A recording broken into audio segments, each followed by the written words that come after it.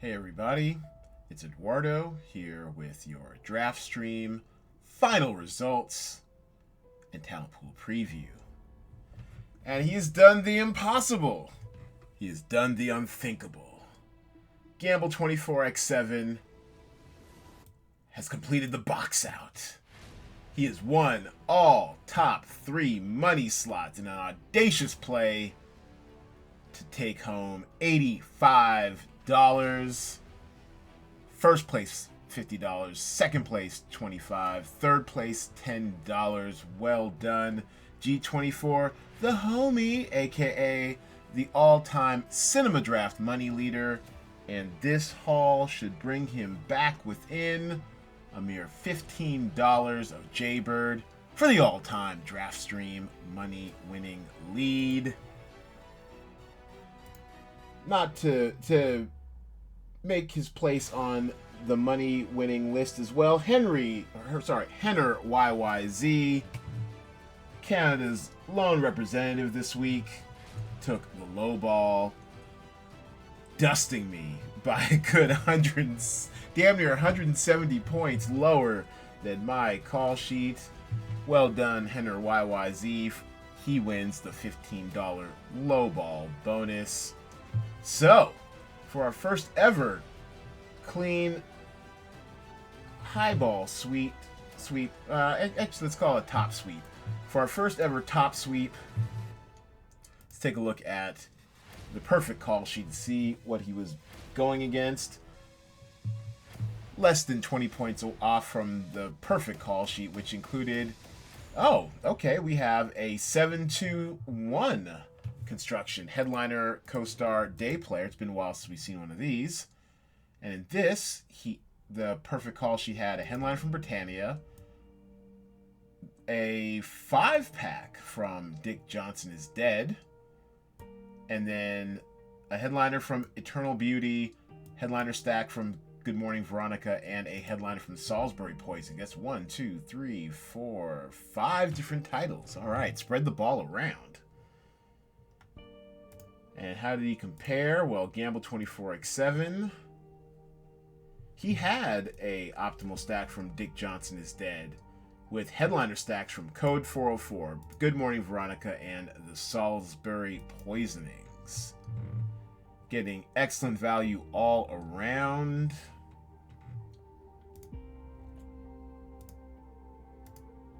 His number one call sheet, a variation off of that, where he went with the headliner stack of Britannia, Code 404, Dick Johnson's Dead. Oh, and then he went with a optimal stack of Good Morning Veronica. And for good measure,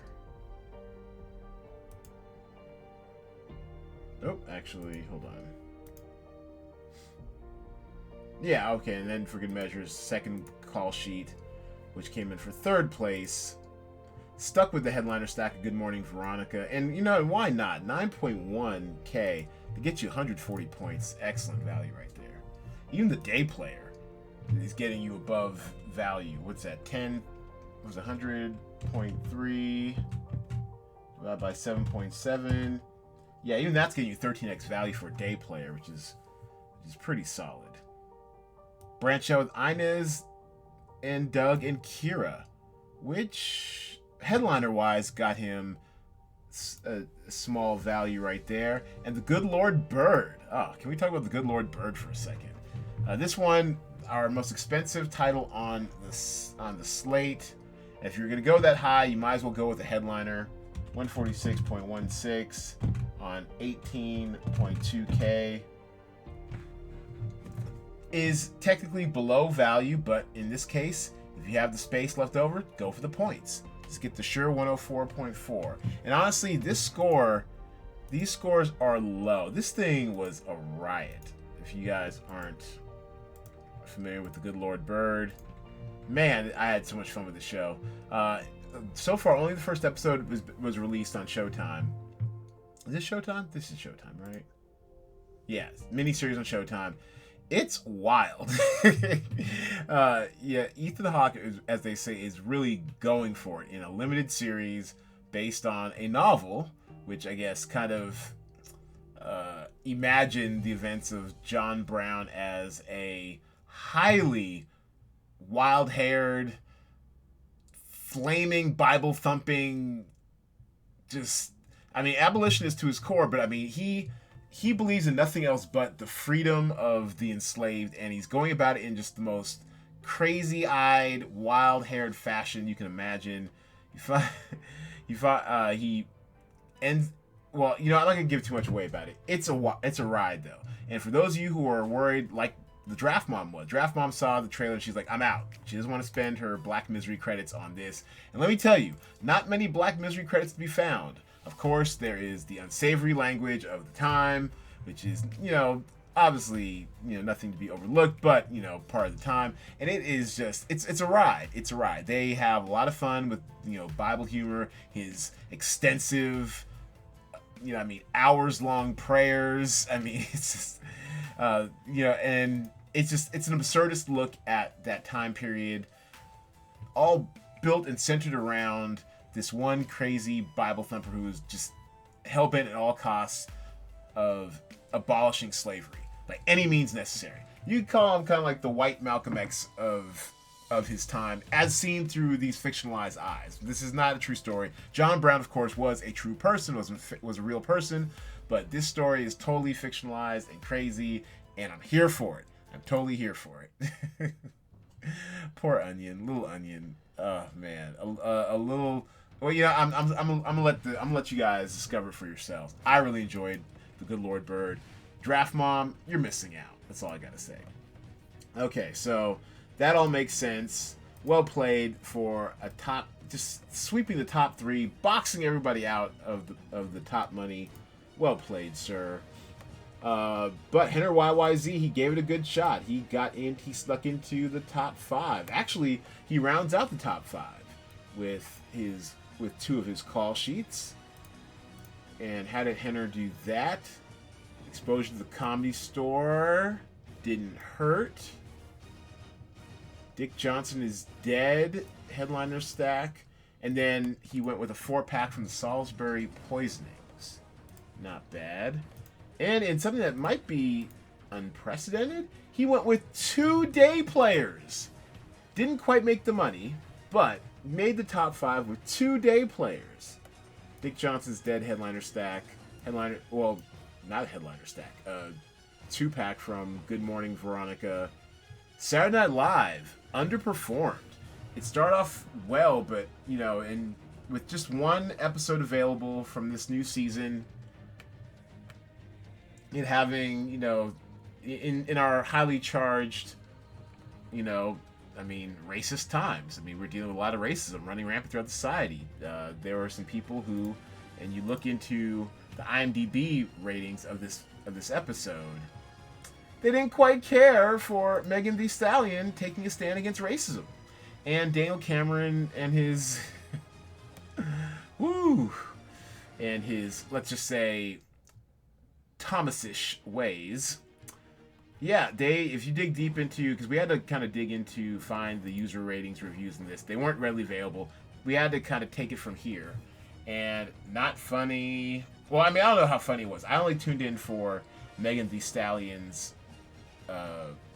rendition of Savage, which he took square dead aim on Kentucky Attorney General Daniel Cameron.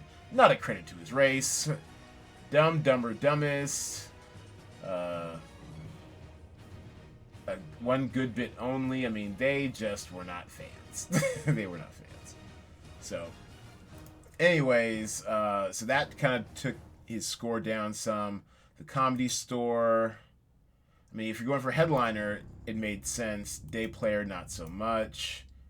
And then the Salisbury Poisonings, which, I mean, this probably is one of the more rostered titles this week. I don't know if I should share this. I'm kind of working on trying to figure out a way that I can easily do ownership. It's from a logistical standpoint, it's a little bit harder than it looks. So I'm kind of working on that in my spare time. So if I can bring that kind of feature to the alpha test while we still have a few weeks left in this format, I'm gonna try to do that. But as far as ownership goes, the Salisbury Poisonings is kind of up there for titles you all put on your call sheets. So way to make the top 5. Sorry there's no money in it yet, Henner YYZ. Way to get up in there. Brown Baby, 7th. Not your greatest outing, I suppose. 2067 was just a dog. I mean, this one was in the lowball call sheets. You probably should have known better. Saturday Night Live, not entirely your fault. I actually thought Saturday Night Live would do a lot better than it did. I liked exposure to Bom Dia, Veronica. Not Enough Dick Johnson is Dead, although you did tell me you watched that and you thought it was a little bit morbid for your tastes. Boys in the Band, Salisbury Poison. 1, 2, 3, 4, 5, 6, 7. So spraying the ball around did not help out this week. Maybe it's time to focus in on a few less titles and ones that you think might perform better. Just some free coaching advice for the Draft Mom. And of course, we already covered my call sheets before. They suck. Let's take a look at the lowball call sheet and how Henner YYZ did so well. So 2067, as previously mentioned, Saturday Night Live, just a surprise entrant, but honestly strong on this list. I mean, 4 actors from Keenan to 80 up here on this list, and then a day player stack of Snow Babies got you the perfect lowball call sheet. And how close did you get, Henner YYZ? Well, you got pretty darn close. 730, about 30 points off the pace, almost 40 points off the pace. You had great exposure to 2067. I like it.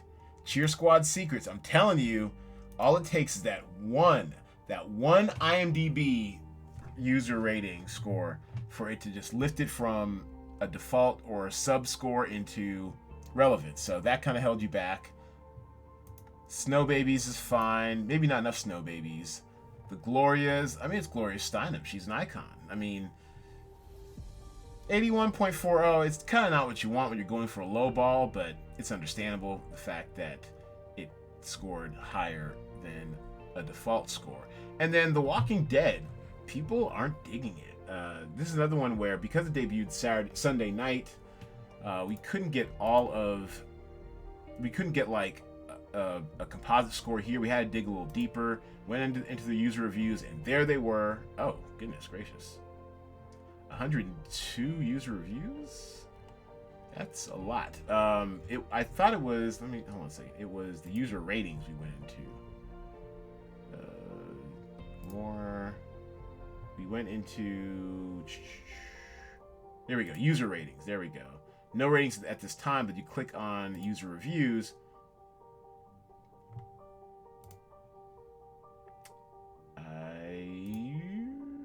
Interesting. I was only exposed to 16 of these that had actual numbers to them, and after that, it was just all...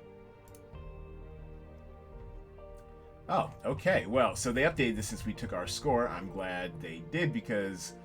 And why aren't these numbers up on the... That's weird. Anyways, I was exposed to just 16 of these, and of that average, that's how we got the IMDb average score of 7.3. Is that right? Hold on one second. This is throwing me for a loop here. Oh, I know. Okay, hold on a second. So we went to the actual episode. That's what we did. Okay, that threw me off. The actual episode didn't have a score, went to user reviews, and there we had 17 now, 16 at the time. So we had this to cull from, and that's where we got the 7.3. A lot of 10s offsetting the 1s. It looks like, apparently, if you go wider, and I still don't understand why the series itself doesn't have an overall score, but if you go wider on it, it looks like there's 102 user reviews, and a lot of 1s, a lot of 10s, kind of hard to suss it out. But from the single episode that we saw, that we went into, that's where we got the 7.3. So that was offset by terrible reviews and not a Google user score to be found. But well played, Henry YYZ. $15 is yours. We're sending that to you via PayPal along with the international processing fees shortly. All right, so this week, New Blood. 25 new ones in all their glory. And let's take a look at this talent pool. Charm City Kings, produced by Jada Pinkett Smith. I think it's about Baltimore. Yeah, motorbike cliques, gangs. I don't know if it's a gang, more like a clique, I guess. Oh, Barry Jenkins had a story by on this from Moonlight fame. Okay, now I'm more intrigued. That just shot up my list. HBO Max, 13,900 seemed appropriate. Might actually gain a little more profile now that we know Barry Jenkins is involved. Our most expensive one this week is One Day at a Time. Universally loved. People just love this show. They've saved it from deaths multiple times, making it CBS debut. Yeah, 12,000 people have already weighed in. They love this show. You know, I watched the pilot when it first came out on Netflix, and it had the laugh track and stuff, and I just couldn't get into it. But apparently, this is universally beloved. Maybe I might take another run at it. I'm not much one for a laugh track these days, but yeah, people love this show. People love the show. I like the talent involved. I like it centers the Latinx experience in America. I'm for all these things. Why don't I love this more? I don't know. I might have to check it out again one day. So One Day at a Time is our most expensive title on the slate. $18,800 for Justina Machado. $18,800 for Rita Moreno. Judy Reyes also. Love seeing her in there. So all the way from $18,800 down to $17,400. This is weird. I did the math badly. Wow, I cannot do math sometimes. I did the math badly. This is supposed to be $7,600. Jeez Louise. Is that right? No, that's not right. Wow, so we are finding mistakes in real time. I really cannot count. 8,173. Okay, so this actually should be 6,600. 6,600. Okay, so let's sort this in real time. I'm not going to stop the tape. Just shows that I am human. We sometimes make slip-ups. I'm glad I caught this before I release this out to you all. Very important to rectify mistakes. There we go. Okay, save yourselves. That looks more like it. 8,100 down to 6,600. Oh, Siempre Luis. Now, I watched the trailer to this HBO documentary. This actually might be undervalued. Lin-Manuel Miranda basically goes around following his dad, who is quite the political activist. And it's just such a beautiful trailer. I mean, I'm in. I mean, yes. It's not really even controversial about it. It's just watching this one activist's work and how, kind of politically connected he is, and how he's trying to bring, hurricane relief to Puerto Rico, and just basically his whole legacy of activism throughout the years. Lin-Manuel in the trailer says that he basically is his portrayal of Hamilton is roughly, or is it Aaron Burr? One of those two is tapping into his father's activism. So that was really beautiful to see. So this actually might be a source of value here this week. Documentaries can go all over the map, but seeing how it's airing on HBO proper, sometimes stuff on HBO Max gets lost in the margins, but seeing how it's being aired on HBO proper on, that's tomorrow, tomorrow night, might get it some added exposure. So this might be a good value here, considering this has 111 point plus potential, if you ask me. Soulmates, kind of weird sci-fi that AMC is known for. This feels about right. 9200. Another The Right Stuff. Now, Disney Plus has been a bit all over the map lately with their content, but this feels it's got like prestige-y bones to it. So that's why I kind of priced it up at around 12,000. It felt right. Basically doing a TV version of the infamous movie, The Right Stuff. Who did that movie? Was that Roy Scheider? Did he direct that? I'm not sure. Anyways, Patrick J. Adams from Suits fame, and a bunch of other well-established character actors. The Spanish Princess returns for season 2. Those scores might be pretty much baked in. The Wall of Mexico seems interesting, almost like a parody. A wealthy Mexican-American family decides to build a wall around their ranch to stop townspeople from stealing their well water, which is rumored to have unusual properties. Magical properties, perhaps?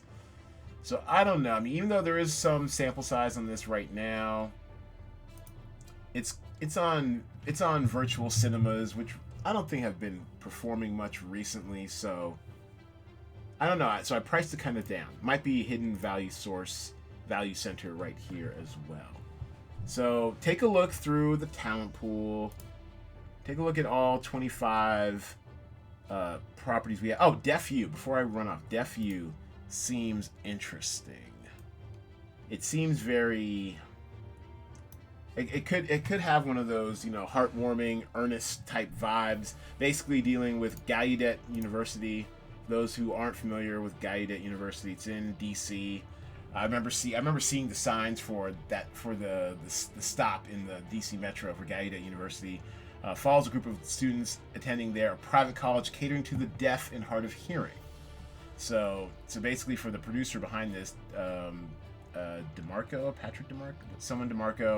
The goal of the series is to show deaf people as, real people, human people, more than just Marlee Matlin, right? I mean, it's great that she was out there being a working actress, but, there's more to that than just her. So, it's intriguing. I'm intrigued. This might be a critically acclaimed series. So, 11,000 felt about right for our cast of unknowns, plus Niall DeMarco as the producer.